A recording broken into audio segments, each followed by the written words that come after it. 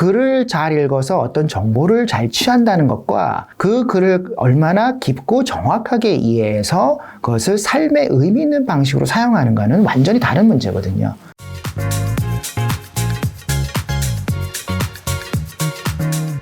만나서 반갑습니다. 저는 작년 말에 읽는 인간 리터러시를 경험하라 라는 책을 쓴 조병영이라고 합니다.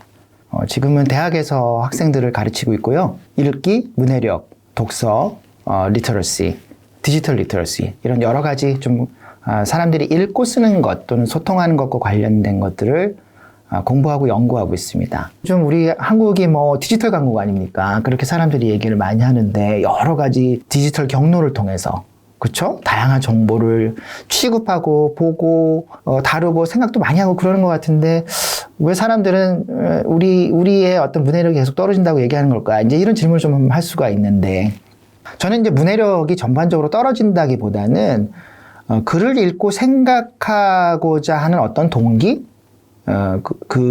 그것이 많이 약해진 것 같아요.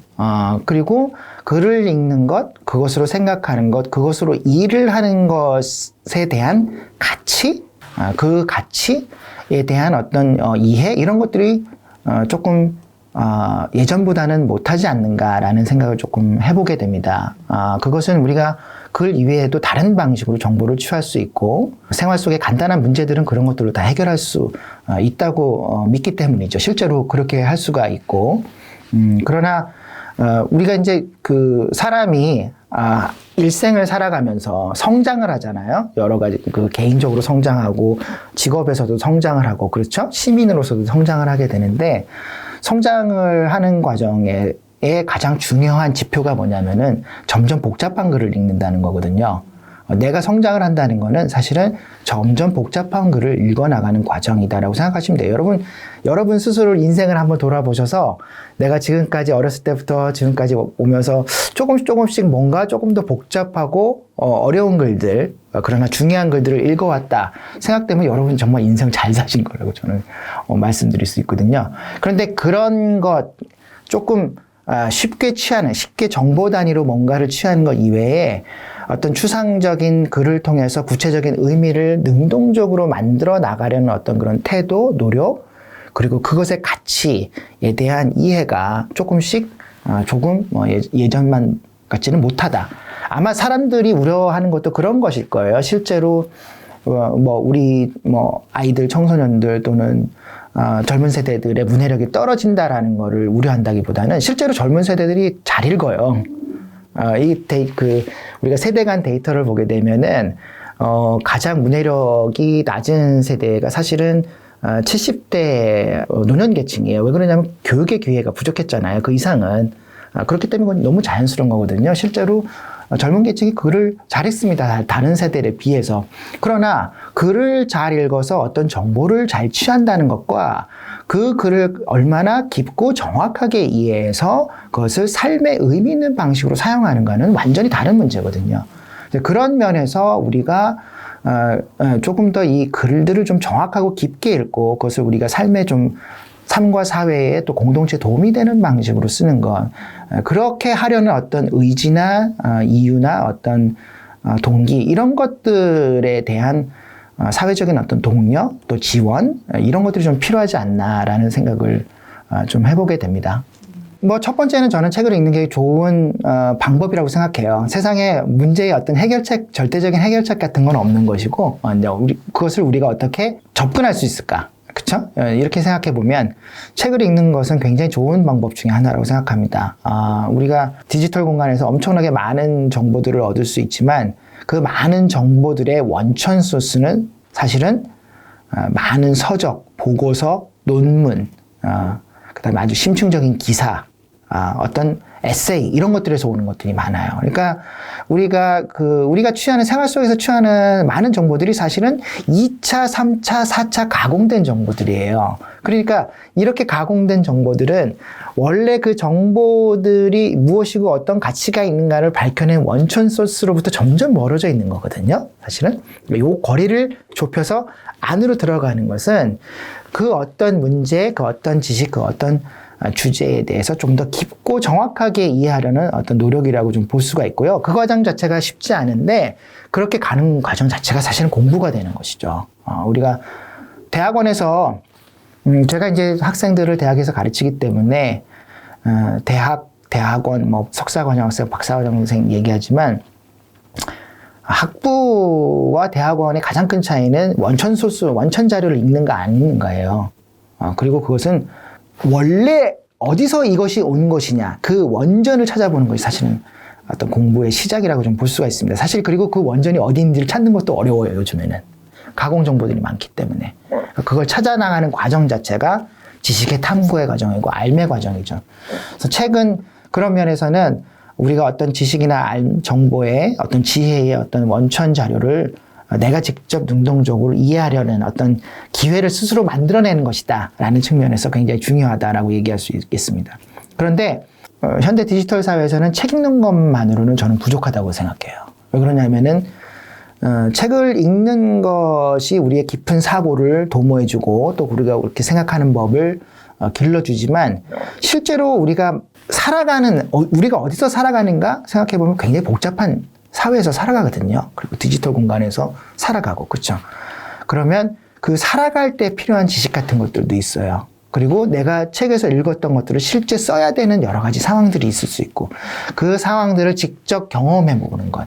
그러니까 좋은 책, 좋은 논문, 좋은 보고서, 좋은 기사, 그렇죠? 그다음에 좋은 영상 자료, 좋은 어떤 그 인터넷 기반의 인포그래픽 이런 것을 통해서 좋은 정보와 이런 것들을 얻었을 때 그것을 내 것으로 만드는 제일 좋은 방법은 내가 그걸 직접 써보는 겁니다. 그러니까 내가 그것을 직접 써보는 거예요. 그러면 직접 써본다라는 게 어떻게 할 수 있는가? 두 가지. 그것으로 뭔가를 만들어 본다거나, 그러니까 자기가 글을 쓴다든지, 그것으로 뭔가 제작을 해 본다든지 하는 것이 있고요. 두 번째는 나누는 것입니다. 누구랑?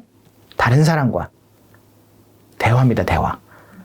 그러니까 표현하는 것과 대화는 내가 읽은 것을 나의 지식으로 만드는 가장 좋은 방법이에요. 그래서 사실 재밌죠? 그러니까 문해력이라는 게 뭐 이제 우리가 어떻게 하면 잘 읽을 수 있어요? 잘 쓰고 잘 대화하면 잘 읽을 수 있어요. 그러니까 읽는 것에서 그치지 않고 그것을 쓰고 사용하고 나누라. 저는 그렇게 얘기하고 싶고 그것이 리터러시의 과정이다 라고 얘기하고 싶습니다. 저는 그것이 아주 중요한 어떤 문해력의 태도, 리터러시의 태도, 독자의 태도라고 생각합니다. 내가 읽고 싶은 것, 나에게 나를 위한 글, 나를 위한 영상, 나를 위한 텍스트를 보는 게 좋죠. 그걸 배척하라는 뜻이 아니라 그것이 있으되 동시에 내가 좀 불편한 것들, 그렇죠? 나의 의견이나 관점이나 지식과는 일관성이 없지만, 그렇죠? 같지 않지만 다른 어떤 통찰들을 줄 수 있는 것들, 이런 것들을 끊임없이 찾아서 좀 보려고 하는 것들은 자신의 안에 있는 편협함들을 조금 극복하고 어떤 알매 세계, 지식의 세계를 넓혀가는 굉장히 좋은 방법이라고 생각하고요. 그래서 읽는 게 중요한 것 같아요. 그렇죠? 책이라는 게 그렇잖아요. 내가 알고 있는 것만 읽으려면 뭐 굳이 책을 읽을 필요가 없잖아요. 그렇죠? 그러나 우리가 어떤 책 같은 것들을 골라서 읽었을 때 내가 평상시에 생각하지 못했던 것들, 느끼지 못했던 것들, 보지 못했던 것들, 듣지 못했던 것들을 책을 통해서 여러 가지 다양한 정보들을 통해서 알 수 있게 되는 것이죠. 그러면서 내가 성장하는 것 같습니다. 그러니까 문해력이라는 게 이런 게 있어요. 글을 잘 이해하는 능력이라는 거는 많이 이해할수록 잘 이해가 되거든요. 그러니까 무슨 얘기냐면은 내가 많이 알수록 그것에 대해서 잘 이해할 수 있게 돼요. 그렇죠. 그러면은 내가 여러 가지 것들을, 다양한 관점들을 많이 알아가는 것이 넓은 독서, 풍부한 독서, 그 다음에 다양한 방식으로 정보를 취하고 연결하고 분석해서 이해할 수 있는 어떤 지름길이 될 수 있을 것이다. 물론 쉽지는 않습니다. 시간과 노력이 들지만 우린 또 너무 쉬운 건 잘 안 하잖아요. 그렇죠?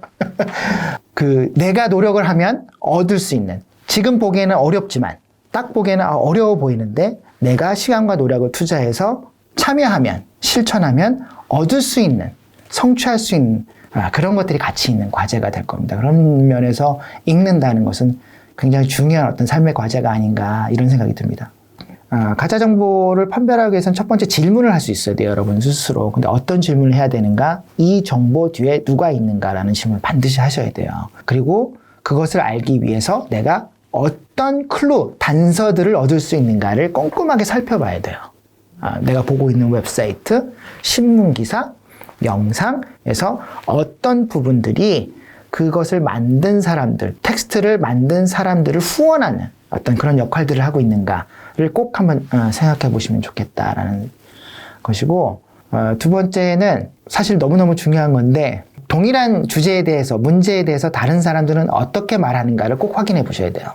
그러니까 예를 들면 우리가 어떤 젠더에 대해서 얘기를 한다든가, 기후변화에 대해서, 기후변화의 어떤 지구에 미치는 어떤 영향, 이런 것들을 얘기한다든가, 코로나 바이러스의 백신의 효과 또는 부작용, 뭐 이런 것들에 대해 얘기한다라고 했을 때 내가 지금 보고 있는 것이 전부가 아닐 것이다라는 생각을 분명히 하셔야 돼요.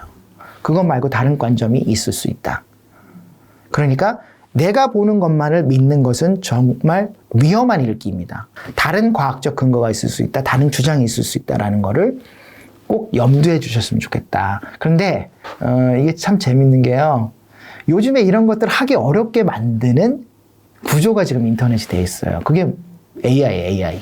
그러니까 이제 페이스북이나 유튜브나 여러 가지 소셜 미디어에서 여러분들이 한 몇 가지 행동들, 디지털적인 행동들, 클릭, 검색어, 스크롤바를 쓰는 것, 이런 것들을 데이터를 수집해서 그것과 가장 비슷한 종류의 사람들이 어떤 행동을 할 것인가를 예측을 해요. 그래서 마치 여러분들이 그런 걸 하고 싶어 했던 것처럼 이렇게 많이 보여주는 것이거든요. 그러니까 그렇게 되면 어떤 문제가 생기는가? 제가 두 번째 가짜뉴스를 이해하는, 판단하는 두 번째 방법이 다른 어떤 것들이 있을 것이다. 다른 걸 찾아보라 이거잖아요. 그러니까 그 방해 안에 있어서는 다른 걸 찾기가 너무너무 어려워지는 거예요. 왜냐하면 다 비슷한 얘기, 다 똑같은 얘기, 다 동일한 주장만 있기 때문에. 그러니까 인지가 있으셔야 되고 그 방을 나오실 수 있는 용기가 있으셔야 됩니다. 이게 참 어려운 것 같아요. 그러니까 저도 소셜미디어, SNS 하지만 제 방에 있어요. 그게 마음이 편해요. 그냥 제 방에 있고 그게 마음이 편하고 그냥 그러고 세상이 그렇게만 돌아가면 좋겠고 그렇죠. 그러나 그렇지 않은 것들이 있다. 그래서 자기가 있는 방이 있다라는 거, 자기가 어딘가에 갇혀 있다라는 사실을 인지하고 그 방을 나올 용기가 있어야 되는 것이다. 라는 말씀을 좀 드리고 싶습니다.